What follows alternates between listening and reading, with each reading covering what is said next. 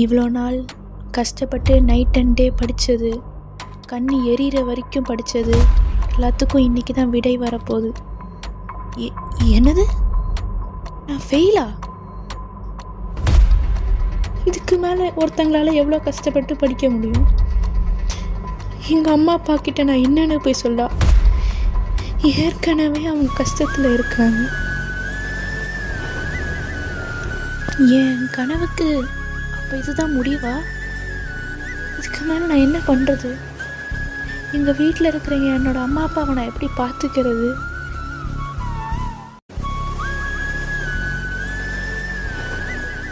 இதுக்கு மேலே என்னை யாரும் மதிக்க கூட மாட்டாங்க. என் ஃப்ரெண்ட்ஸ் என்னை மதிக்க மாட்டாங்க, என்னோடய டீச்சர்ஸ் என்னை மதிக்க மாட்டாங்க. என்னோடய அம்மா அப்பா அவங்கள நினச்சாதான் எனக்கு பாவமாக இருக்குது. இவ்வளோ கஷ்டப்பட்டாங்க எனக்கு. என்னால் ஒன்றுமே கடைசியில் பண்ண முடியலையே அவங்களுக்கு.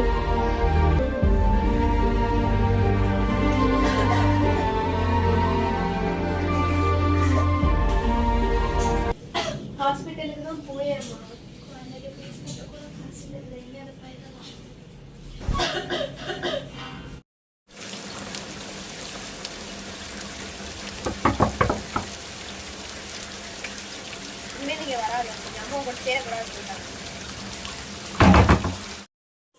என்னம்மா மார்க் இது? தமிழும் கவிதையும் உனக்கு சாப்பாடு போடுமா?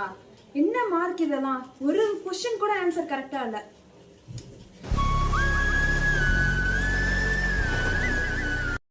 என்ன மார்க் எடுத்து வச்சிருக்க?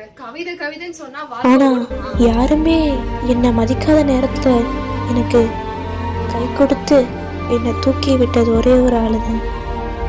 அதுதான் எங்களோட தமிழ் ஆசிரியர்.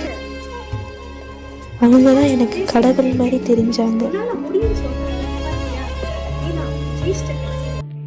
இருளாக இருந்த என்னோட வாழ்க்கையை பிரகாசத்துக்கு கொண்டு வந்தாங்க.